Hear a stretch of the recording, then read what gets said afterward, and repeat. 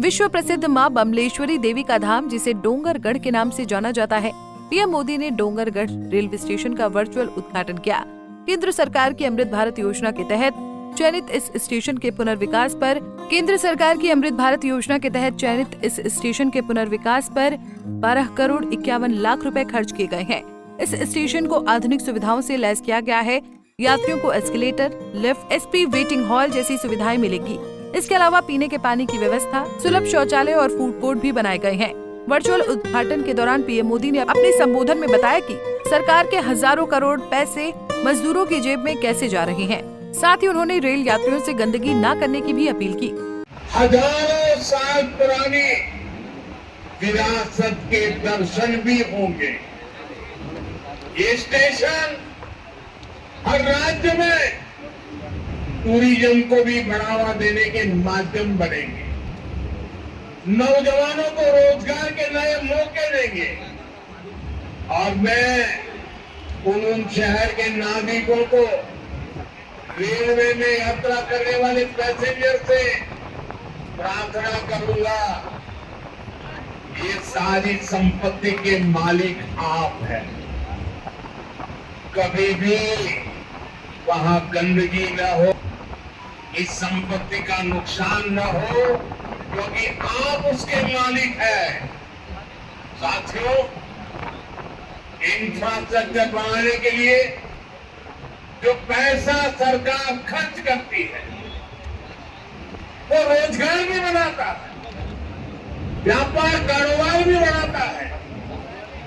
जो हजारों करोड़ रुपये सरकार लगा रही है, ये पैसा मजदूर की जेब में जा रहा है, ये दुकानदार को मिल रहा है, दुकान और फैक्ट्री में काम करने वाले लोगों को मिल रहा है। रेल, बजरी, सीमेंट, ये सारी चीजें ढोने वाले ट्रक, टेम्पो चलाने वालों को भी इससे फायदा होता है। आगे पीएम ने बताया कि देश के करीब 13 स्टेशनों को आधुनिक बनाया जा रहा है, जिसमें से 100 से ज्यादा बनकर तैयार हो गए हैं। कॉरिडोर का काम भी तेजी से पूरा कर रहे हैं। देश के पहले बुलेट ट्रेन प्रोजेक्ट पर काम चल रहा है और इन सबके साथ ही हम एक साथ देश के करीब 1300 से अधिक रेलवे स्टेशनों को भी आधुनिक बना रहे हैं।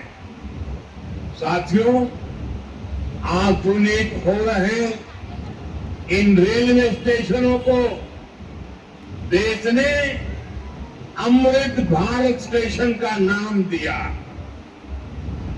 आज इनमें से 100 से अधिक अमृत भारत स्टेशन बनकर के तैयार हो गए। सोशल मीडिया पर भी लोग देख रहे हैं इन रेलवे स्टेशनों का पहले क्या हाल था और अब कैसे इनकी तस्वीर बदल गई है। साथियों, विकास भी, विरासत भी, इस मंत्र का इन अमृत भारत रेलवे स्टेशनों पर उसका नजारा साफ साफ दिखाई देता। ये स्थानीय कला और संस्कृति के भी नए प्रतीक है।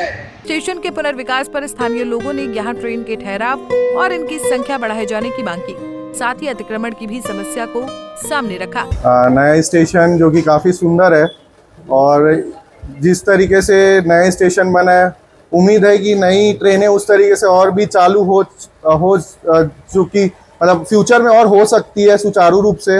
अभी कोविड समय से बहुत सारी ट्रेनें जो 8:30 वाली लोकल है वो बहुत टाइम से बंद है, नवरात्रि में चालू होती, बट वो कुछ समय के लिए चालू होती है।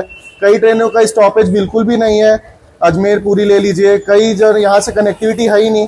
और जिस तरीके से टूरिस्ट ये बढ़ रहे हैं, बट अभी भी बहुत सारी ट्रेनों का स्टॉपेज राजनांदगांव या गोंदिया दिया गया है।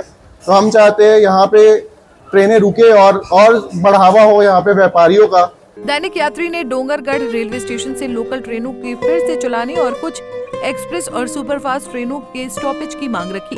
नहीं, देखिए, मैं सबसे पहले तो माँ बमलेश्वरी की धरा पे हम जो खड़े हैं और हमारे शहर का उद्धार हो रहा है, हमारे स्टेशन का आधुनिकीकरण हो रहा है, अच्छी बात है और आगे होना भी चाहिए, आगे युद्ध स्तर से होना चाहिए।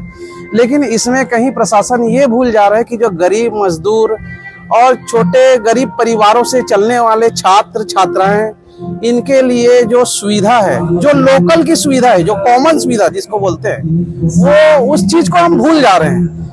अब विगत में आपको अवगत कराना चाहूंगा कि कोरोना काल के बाद से हमारे यहाँ जो 8:30 वाली लोकल आती थी, जिसका गाड़ी नंबर है 68724, जो गोंदिया से रायपुर चलती है, उसका वो बंद है, संचालन बंद किया गया है और उसे नवरात्रि में केवल 9 दिन के लिए अपने फायदे के लिए चला दिया जाता है, भीड़ छाटने के लिए। तो हमारा अनुरोध यही है, सांसद महोदय से हमने पहले भी 2024 में उनको ज्ञापन दिया था, इस विषय में अवगत कराया था, उन्होंने आश्वासन भी दिया था कि यह आगे हो जाएगा, लेकिन अभी 2 साल होने को आ गया, वो चालू नहीं हुई गाड़ी।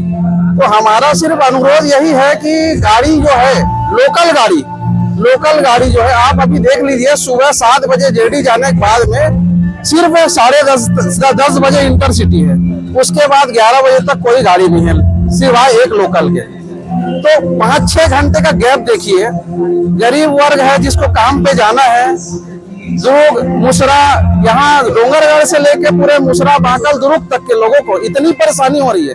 इवन गरीब मजदूरों को नहीं, कई कामगार हैं और छात्र छात्राओं को भी, कॉलेज जाने वाले छात्र छात्राओं को भी बहुत प्रॉब्लम हो रही है इससे। तो हमारा सिर्फ निवेदन यही है और मैं पुनः निवेदन करना चाहूंगा सांसद महोदय से, इस बात को थोड़ा सा प्राथमिकता दें। एयरपोर्ट की तर्ज पर बनाए गए इस रेलवे स्टेशन की आधुनिकीकरण को लेकर सांसद ने रेल मंत्री का आभार जताया। आज बड़ी खुशी की बात है कि हमारे पवित्र तीर्थ स्थल माता बमलेश्वरी के इस स्थान डोंगरगढ़ में मैं तो आज देख करके आश्चर्यचकित रह गया कि पहले का स्टेशन कैसा था और आज इतना भव्य दिव्य आधुनिक स्टेशन एयरपोर्ट की तर्ज पर निर्मित किया गया है। मैं सम्माननीय प्रधानमंत्री नरेंद्र मोदी जी, अश्विनी वैष्णव जी को बधाई देता हूं, उन्हें धन्यवाद देता हूं, जिन्होंने मेरे जिले के, मेरे लोकसभा क्षेत्र के इस डोंगरगढ़ को उन्होंने शामिल किया। साथ में राजनांदगांव तो है ही, आने वाले कुछ दिनों के बाद उसका भी उद्घाटन किया जाएगा। किंतु यहाँ जो व्यवस्था है बहुत ही शानदार व्यवस्था है, अत्याधुनिक यहाँ कोच के साथ साथ पार्किंग के साथ साथ चौड़ी सड़कें, टिकट काटने की जो व्यवस्था है, प्रतीक्षालय की जो व्यवस्था है और लिफ्ट की व्यवस्था, सब प्रकार से अत्याधुनिक व्यवस्थाओं से सुसज्जित एक प्लेटफॉर्म बढ़ा भी है। बहुत सारी चीजें बोलने के लिए है। यहाँ मैं ये कहूंगा कि हमारे परमाल कसा से नया रायपुर होते हुए खरसिया तक भी जो निर्माण होने वाला है स्वीकृत हो चुका है। ये 7,853 करोड़ का है।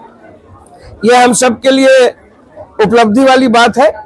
इसमें एस्केलेटर भी है, रैंप भी है, लिफ्ट भी है और बहुत ही शानदार काउंटर है। दिव्यांगजनों और बुजुर्गों के लिए भी अच्छी सुविधा है। ये सर्वा सुविधाजनक हमारा ये स्टेशन है। जैसे शारदीय नवरात्रि, चैत्र नवरात्रि में भीड़ तो होती ही है, अन्य दिनों में भी यहाँ माता के दर्शन के लिए दर्शनार्थी आते हैं और वे महसूस करेंगे कि हमारा डोंगरगढ़ जो है वो सर्व सुविधा युक्त रेलवे स्टेशन है। ट्रेन, लोकल ट्रेन लंबे समय से बंद है। स्थानीयों की मांग है कि लोकल ट्रेन शुरू की जाए। अत्याधुनिक स्टेशन में अगर ट्रेनें ही नहीं होगी तो स्टेशन का क्या मतलब है?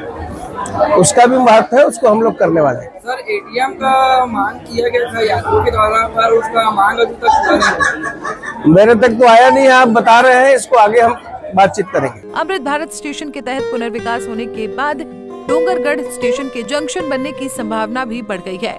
आपको बता दें कि अमृत भारत स्टेशन योजना के तहत 1300 स्टेशन को चुना गया है, जिनमें से 100 से ज्यादा स्टेशन तैयार हो चुके हैं। डोंगरगढ़ से पंजाब केसरी के लिए देवेंद्र गोरले की रिपोर्ट।